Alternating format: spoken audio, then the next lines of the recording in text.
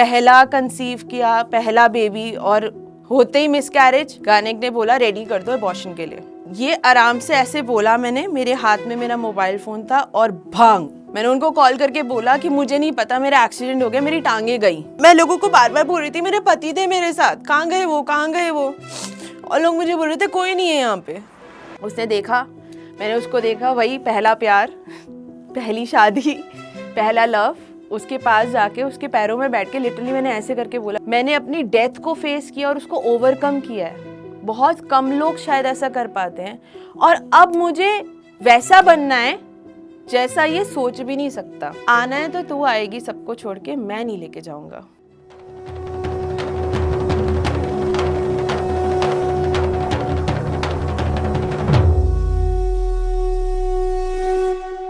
हाय, नमस्कार, मेरा नाम है एडवोकेट मेघा झा।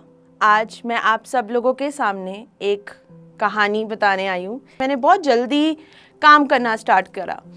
वो काम करते करते एक स्टेज आई जहाँ पे मैं अपनी नानी के घर गई ऋषिकेश में, और वहाँ पर किसी ने एक रैंडम रिश्ता बताया। मैं एक लड़के से मिली और अरेंज मैरिज प्लान हुई हमारी। उनकी पोस्टिंग जो थी वो यूपी के सबर्ब्स में थी initially, and so he told me कि अभी शादी कर लेते हैं, देन आई ट्राई कि नोएडा में मेरी किसी तरह शिफ्टिंग हो जाएगी तो तुम अपना जॉब कंटिन्यू कर लेना और मैं भी अपने बैंक में कंटिन्यू कर लूँगा। On 21 November 2007 is when I got married to this guy. शादी हुई, बहुत खुश। मैं तो मतलब ऐसा था, आई वॉज ऑन क्लाउड 9, जैसे कि शायद मेरा सपना ही यही था कि मुझे शादी करनी है बड़े होके।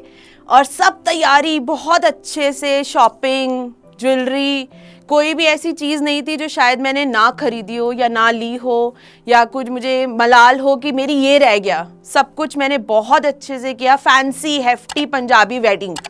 ऐसे शादी हुई। शादी के 1 महीने बाद ही I don't know, he started behaving really weird. मतलब मुझे बोलता था कि मैं ना बैंक जा रहा हूँ मेघा, तुम ना घर से बाहर मत निकलना। और मुझे लगता था क्यों। मैंने पूछा कि क्या हुआ, मतलब क्यों नहीं निकलना घर से बाहर। ही वाज लाइक तुम दिल्ली आई हो ना, बालकनी में खड़े होगे लोग स्टेयर करेंगे। सो आई वाज लाइक ओके। मैं शॉर्ट्स पहनती थी, पजामाज पहनती थी, तो मुझे बोलते थे कि यार तूने यहाँ पर ये मत पहना कर, यहाँ पे लोगों की मेंटालिटी इतनी अप स्टैंडर्ड नहीं है, अप स्केल नहीं है। मार्केट जाने के लिए बोलती थी तो बोलते थे अकेले मत जाना, जब मैं बैंक से आ जाऊँगा तब चलेंगे। तो मुझे ना बहुत केयरिंग लगता था उस स्टेज में, वो 22 एज वाला यंग लव लगता था कि oh my god my husband is so caring. एक दिन in the month of March I realise I was pregnant. I went for the checkup, gynaec के पास गए, उसने बोला कि प्रेगनेंसी पॉजिटिव है। मैं तो और खुश।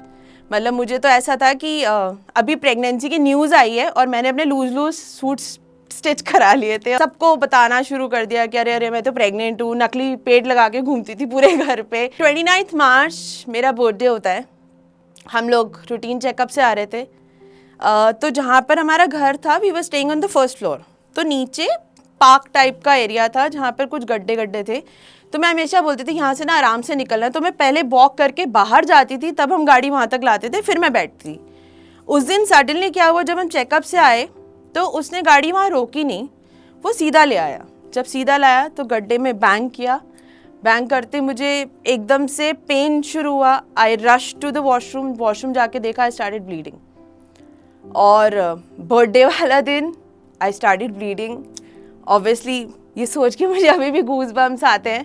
पहला कंसीव किया, पहला बेबी, और होते ही मिसकैरेज। उसी टाइम गायनेक को कॉल किया तो उसने बोला कि आप इनको ना अलीगढ़ ले जाओ, वहाँ पर एक अच्छी गायनेकोलॉजिस्ट है, उनसे क्लियर कराना पड़ेगा। वहाँ गई। आई डोंट नो कि उसने गायनेक से क्या बात करी, क्या बात नहीं करी। गायनेक ने बोला रेडी कर दो अबॉर्शन के लिए, मिसकैरेज हुआ है, क्लियर करना पड़ेगा, अंदर जहर फैल जाएगा नहीं तो। और मैं तो स्टन थी, मुझे पता ही नहीं था कि हो क्या रहा है मेरे साथ। एक 22 ईयर्स की लड़की जो अभी अपनी शादी भी ढंग से एंजॉय नहीं कर रही थी, हनीमून के प्लान बना रही थी, और सडनली मिसकैरेज को हैंडल कर रही है और एबॉर्शन को हैंडल कर रही है। It was too much for me to handle at one go. सबसे बड़ी बात ये थी कि मेरे घर वालों को पता ही नहीं इस बारे में। मेरी मदर को नहीं पता, मेरे फादर को नहीं पता, मेरे किसी घर वाले को नहीं पता, उसके किसी घर वाले को नहीं पता। उसने बोला 3 मंथ्स तक ना किसी को बताएंगे नहीं। So obviously I kept it secret कि नहीं बताना। क्लियर हुआ, सेम डे वापस आए, वापस आके घर घुसे, मैं रो रही थी पूरे रास्ते। घर घुसते बोलता यार सुबह से ना भूख लग रही थी, तेरा तो सर्जरी चल रहा था, कुछ खाया नहीं है, इफ पॉसिबल मेरे लिए पराठे बना दे। I made parathas, I was crying, और वो होता है ना बेलोफाइंग the parathas. 29 March I got miscarriage. 13 मई को हमने डिसाइड किया कि हम ग्रोसरी लेने जाएंगे, घर का सामान लेना। इलेक्शन डे था उस दिन, वहाँ पर उस एरिया में रोड बिल्कुल खाली। वी वर ड्राइविंग, एक पॉइंट ऐसा आता है जहाँ पर गाड़ी की स्पीड तेज़ हो जाती है और मैं बोल रही हूँ आराम से चलाओ, आराम से चलाओ, आराम से चलाओ। एंड ये आराम से ऐसे बोला मैंने, मेरे हाथ में मेरा मोबाइल फ़ोन था और भांग आवाज़ आती है मुझे बहुत तेज़। मैंने सीट बेल्ट लगाई थी। आई रियलाइज़ कि मैं ऐसे आगे हुई हूँ शीशे पे और पीछे हो गई, और मैंने ऐसे टच किया तो मेरे यहाँ कांच घुसा हुआ था, मेरा नोज़ ब्लीड कर रहा था, मेरे मुंह से खून निकल रहा था। I couldn't feel my feets. मुझे समझ में नहीं आ रहा था हुआ क्या मेरे साथ, और मैंने साइड पे पलट के देखा तो मैंने रियलाइज़ कि मेरे बगल में कोई है ही नहीं। So he jumped out of the car and he banged the car into a cemented bus stop. So UP के एरिया में सीमेंट वाले बस स्टैंड्स होते हैं, अगर आप लोगों ने कभी देखा हो मुझे नहीं पता। तो वहाँ पर हमारी गाड़ी जाके ठुकी और वो कच्चा बस स्टैंड था तो उसकी वॉल गाड़ी के ऊपर आके पिचक गई मेरी तरफ से, और मैं अंदर थी गाड़ी के। कोई लोग नहीं, ना वो दिख रहा है ना कोई लोग दिख रहा है। सरप्राइजिंगली मेरे हाथ में फ़ोन था, लास्ट डायल में मेरी नानी का नंबर था। मैंने उनको कॉल किया, डिस्प्ले नहीं आ रहा था फ़ोन का। मैंने उनको कॉल करके बोला कि मुझे नहीं पता, मेरा एक्सीडेंट हो गया, मेरी टांगें गई। मेरे सिर्फ इतने वर्डिंग्स थे, मेरी टांगें गई। और उनको लगा कि मैं शायद ट्रेन के नीचे आ गई, क्योंकि इतनी बात बोली और मैंने फ़ोन काट दिया। उसके बाद मेरे फ़ोन कहाँ थे मुझे नहीं पता। मुझे अभी तक याद है, सामने से एक साइकिल वाला आ रहा था, इलेक्शन डे था, रोड खाली थी, साइकिल वाला आ रहा था, और मुझे लगा कि मैं हिम्मत करके हाथ मारती हूँ, because my entire hands were bleeding, my face was bleeding, it was all blood shed is what I could see. और सीट बेल्ट बंधी हुई थी तो मेरा गला यहाँ से बंधा हुआ था एक तरह से। मैंने ऐसे हाथ किया और वो मूवीज़ की तरह मेरा हाथ खून वाला ऐसे हो गया। वो साइकिल वाला चिल्लाया कि अंदर एक्सीडेंट हो गया, एक्सीडेंट हो गया, अंदर जो भी होगा मर चुका होगा शायद, लेकिन अंदर कोई है, शायद कोई लड़की है। वो गाँव के आसपास के लोगों को बुला के लाया। लोगों ने कार तोड़ना शुरू किया, पत्थर हटाने शुरू किए, कार तोड़ना शुरू किया। ऑब्वियसली को ड्राइवर सीट पे जहाँ पे मैं थी वहाँ से गाड़ी नहीं खुल सकती थी। ड्राइवर सीट से ट्राई किया मुझे खींचने का, क्योंकि सीट बेल्ट थी तो मैं निकल नहीं पा रही थी।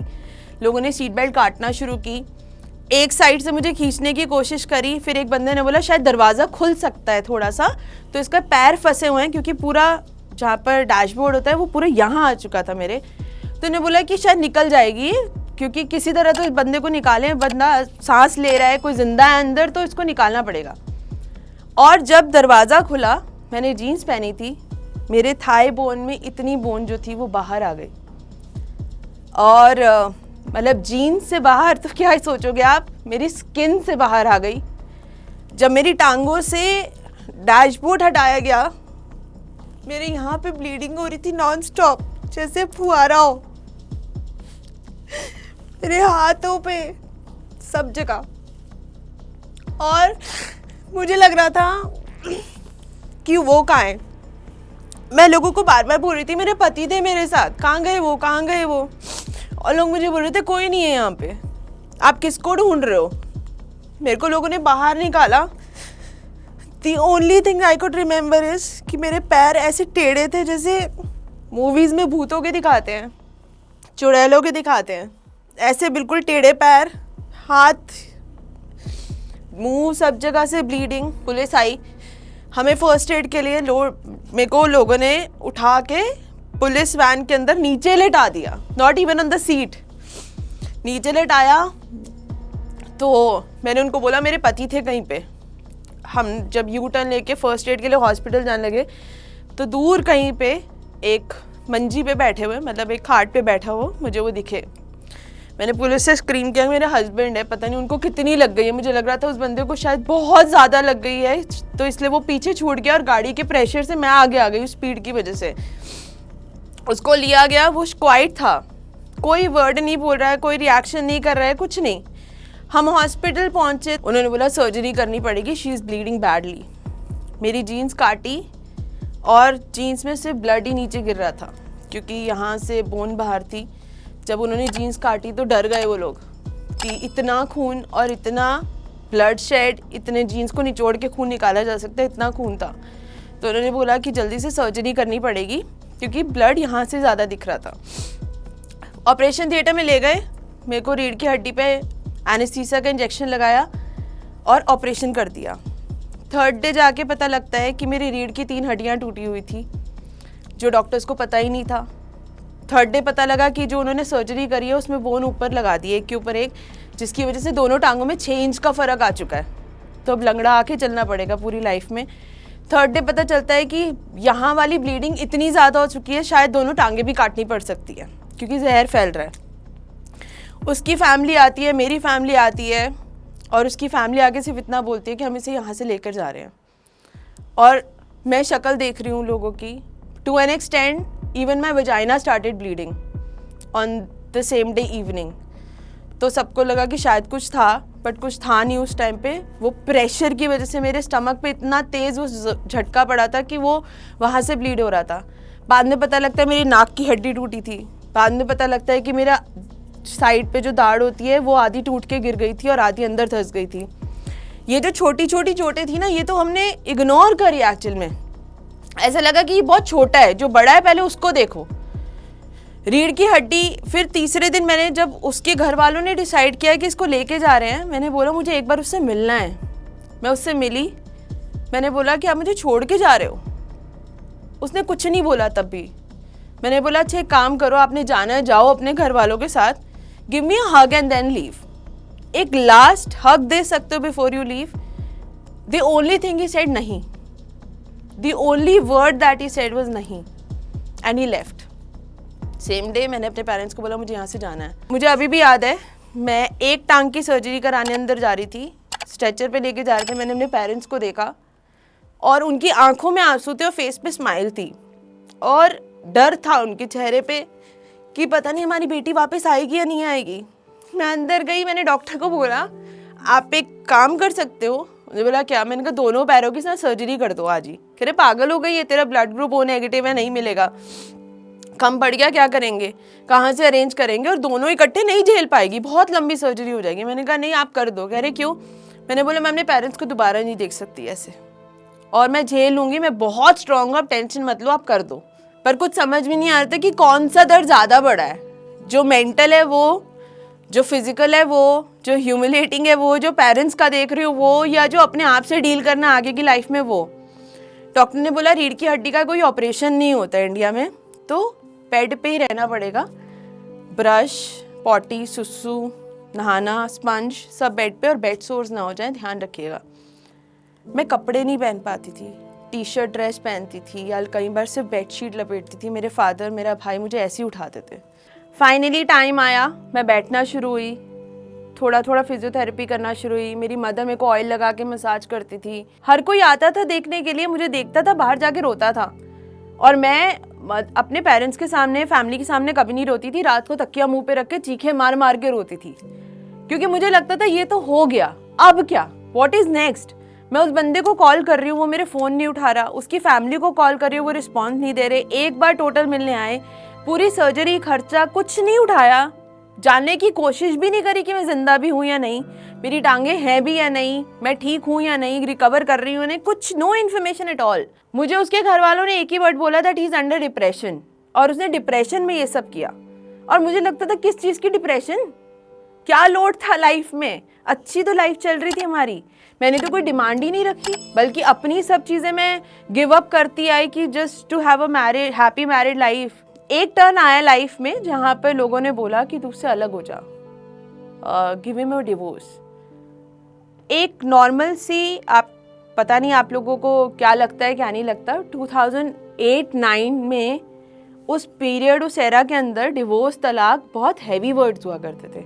और जब किसी लड़की को ये बोलो ना आपको तलाक लेना है, आप अलग हो जाओ, आपको डिवोर्स लेना है, तो डिवोर्स तो बात की बात है, पहले 10 चीज़ें आगे दिखाई देती हैं कि लोग क्या कहेंगे, लोग क्या सोचेंगे, मेरा फॉल्ट निकालेंगे, किसी को क्या पता अंदर की सच्चाई क्या थी, बट मेरे पे ही सारा ब्लेम आएगा। तो क्या मुझे करना है या नहीं करना, पहली बात तो वो डिसाइड करनी थी। देन आई फाइनली डिसाइडेड कि चलो करके देखते हैं, लेट्स सी, शायद इसी से वापस आए वो, हो सकता है एक स्टेप तो लेके देखूँ। मैंने CAW सेल में कंप्लेंट फाइल करी, he did not turn up first day. फिर वो फाइनली एक दिन आया, मैं लंगड़ा के चल रही थी, उसने देखा, मैंने उसको देखा, वही पहला प्यार, पहली शादी, पहला लव। उसके पास जाके उसके पैरों में बैठ के लिटरली मैंने ऐसे करके बोला, मैं बैठ नहीं पाती थी लेकिन फिर भी मैं नीचे हुई और मैंने बोला, पति मुझे यहाँ से ले जाओ, अगर आप यहाँ से भी मेरा हाथ पकड़ के मुझे ले जाओगे मैं आपके साथ चल पड़ूंगी, ना मेरी फैमिली ना आपकी फैमिली, यहाँ से ले जाओ बस मुझे the only thing that I wanted in my life was him. उसने मुझे आगे से बोला, आना है तो तू आएगी सबको छोड़ के, मैं नहीं लेके जाऊँगा, और इस शर्त पे आना कि घर तो छोड़ो, अपनी लाइफ, अपनी ज़िंदगी, अपना सब कुछ छोड़ के आना पड़ेगा और जैसा मैं चाहता हूँ वैसा करना पड़ेगा। और मैं ऐसे शक्ल देख रही थी एकटा कि क्या बोल दिया इस आदमी ने मुझे, और मुझे लग रहा था क्यों मैं एक ऐसे आदमी के लिए सब कुछ छोड़ूं। मेरी मदर ने मेरा यूरिन उठाया है, मेरी पॉटी उठाई है यार। जब बच्चे थे तब एक अलग बात है, एक जवान लड़की 22 साल की, ब्लीडिंग भी होती है आपको, मेरे पैड चेंज करे मेरी मदर ने, उनको छोड़ के इस आदमी के साथ हूँ जिसने मुझे 10 महीने से ऊपर हो गया ये तक पूछा भी नहीं कि मैं जिंदा भी हूँ या नहीं। That was a turning point in my life and that is when I decided कि भाड़ में जाए दुनिया, अब तो मुझे वो करना है जो मुझे करना है। और जैसा कि मैंने पहले बोला, विल पावर बहुत स्ट्रांग होती है, तो मुझे लगता है कि आप कुछ भी लाइफ में कर सकते हो। पेशेंस दूसरा एलिमेंट है, आई थिंक वो विल पावर और पेशेंस का बैलेंस अगर आपके पास है तो आप लाइफ में कुछ भी कर सकते हो, और एग्जैक्टली वही मैंने किया। केस फाइल कर दिया, कोर्ट में गई फर्स्ट डे, फिर नेक्स्ट डेट पे मैंने बोला कि बस हो गया, मुझे गंद नहीं चाहिए था अपनी लाइफ में, क्योंकि अगर मैं इसको लंबा खींचूंगी तो शायद फ़ायदा तो मेरा होगा over a period of time, but उतना मेरा टाइम भी ख़राब हो रहा है, मैं उतना इसको भुला नहीं पाऊंगी या इस चीज़ से ओवरकम नहीं कर पाऊंगी, मैं अपनी लाइफ में फोकस नहीं कर पाऊंगी। मेरा करियर जो पीछे छूट गया था, जब मेरी शादी हुई थी मुझसे ज़्यादा कमाती थी, एक अच्छी प्राइवेट फर्म में IT कंपनी में बिजनेस डेवलपमेंट मैनेजर थी, इंटरनेशनल क्लाइंट्स को हैंडल कर रही थी, मेरा तो सब खत्म है, पर्सनालिटी खत्म, लुक्स खत्म, ऑब्वियसली बेड रिटर्न थी तो आपको वेट गेन भी होता है, वेट लॉस भी होता है, जगह जगह मेरे मार्क्स थे, प्लास्टर उतरे थे तो पपड़ियाँ उतरती थी स्किन की, आई लॉस्ट माई ब्यूटी क्योंकि यहाँ पर सारे मार्क्स थे। 2010 is when I got divorce with mutual consent. उसके बाद मैंने अपने फ्रेंड के साथ ऑफिस जाना शुरू किया, then I even applied for jobs, कहीं कहीं जरा रिजेक्शन आती थी because of the gap. At the back of my mind मैं खुश थी कि अब मैं अपनी लाइफ को एक नया रास्ता दे सकती हूँ। मैंने अपनी डेथ को फेस किया और उसको ओवरकम किया है, बहुत कम लोग शायद ऐसा कर पाते हैं, और अब मुझे वैसा बनना है जैसा ये सोच भी नहीं सकता। इसको लगता था शायद कि मेरी एजुकेशन पूरी नहीं है तो अब तो मैं पढ़ के दिखाऊंगी, इसको लगता था मेरी टांगें कट जाएंगी तो अब तो मैं डांस करके दिखाऊंगी, इसको लगता था कि मेरी ब्यूटी चली गई है, मैं स्मार्ट नहीं हूँ तो अब तो मैं वापस उतना अपना ऑरा मेंटेन करके दिखाऊंगी, मेरी जॉब चली गई है तो अब तो मैं उतना ही काम ज़्यादा करूँगी। तो वो सब जो नेगेटिव थे ना, वो उससे बदला लेने के लिए नहीं बट अपने आप के लिए मैंने उसको पॉजिटिव किया और एक एक करके चीज़ों पे काम करना शुरू किया। I completed my education also, today I am an advocate. आज मेरे पास बहुत अच्छा हस्बैंड है, आई हैव ट्विंस, एक बेटा एक बेटी है मेरी, who are like 5 years now, turning 5 in fact. So I am very happy in my life, मेरी लाइफ फुल ऑफ एवरीथिंग है, कोई कमी नहीं है जिसको मैं कह सकती हूँ कि पैसे की कमी है, प्यार की कमी है, बच्चे की कमी है, पति की कमी है, फैमिली की कमी है। आई एम लाइक फुल यहाँ तक। तो यही मैं सब लोगों को कहूँगी कि वो फुल होने के लिए ना ये चीज़ें आपको बनानी पड़ेंगी और उसको इकट्ठा करना पड़ेगा, अपने आप को समेटोगे तब यहाँ तक पहुँच पाओगे, लोगों के हिसाब से चल के नहीं पहुँच पाओगे। जैसा कि आप सब लोगों को पता है, नवरात्रे चल रहे, नव दुर्गा का टाइम है और आज का दिन है देवी कात्यायनी का। तो कात्यायनी देवी जो है वो जानी जाती है मुसीबतों से बाहर लाने के लिए। जब आप लाइफ में सबसे नीचे हैं तो उस टाइम पे उसको बाहर उभारने के लिए हम कात्यायनी माँ की पूजा करते हैं, आपको गलत और सही की राह दिखाती हैं वो। तो शायद मेरे साथ भी यही हुआ, कहीं ना कहीं उनका आशीर्वाद, कहीं ना कहीं वो स्ट्रेंथ रही होगी। और मैंने अपने आप को जैसे बताया कि बिखेर के वापस से जोड़ा है, ऐसा ही मैं चाहती हूँ आप सब लोगों के अंदर। मैं ये नहीं कह रही मेल में नहीं होता, फीमेल में होता है, सब में कहीं ना कहीं शायद देवी कात्यायनी है। आपको ज़रूरत है तो सिर्फ उन्हें समझने की और उनके चीज़ों को, उनके पाथ को फॉलो करने की। तो अपनी, अगर आप इस तरह की किसी शादी से होके गुजर रही हैं जो एक अब्यूसिव मैरिज है, फिजिकल हरासमेंट है, असॉल्ट है, मेंटल हरासमेंट है, कुछ भी है, अगर आप if you not happy with your married life तो प्लीज़ मेरी आप सबसे रिक्वेस्ट है अपने आप का स्टैंड लेना सीखो। डिवोर्स बात की बात है, पर पहले अपने आप के लिए खड़े हो, जैसे कि माँ कात्यायनी खड़ी होती है हमारे लिए। ज़्यादा सुंदर दिखती है क्योंकि वो मेरे से ज़्यादा पतली है, क्योंकि वो मेरे से ज़्यादा अट्रैक्टिव है। तो ये खुद के ही सेल्फ डाउट हमेशा आपको हॉन्ट करते हैं। मैं फिटनेस के बारे में समझना शुरू किया, उससे पहले भी ट्राई किया था, बहुत क्रैश डाइट्स की थी, but that never worked. But इस बार आज मुझे अपने पापा को कॉल करके कहना था कि पापा मैं जॉब छोड़ रही हूँ। लाइफ में पहली बार मैंने अपने ऊपर इतना कॉन्फिडेंस फील किया था कि मैंने आज की डेट में हर महिला एक असुर से डरती है जिसका नाम है सेल्फ डाउट। मैंने भी इस असुर सेल्फ डाउट का सामना किया।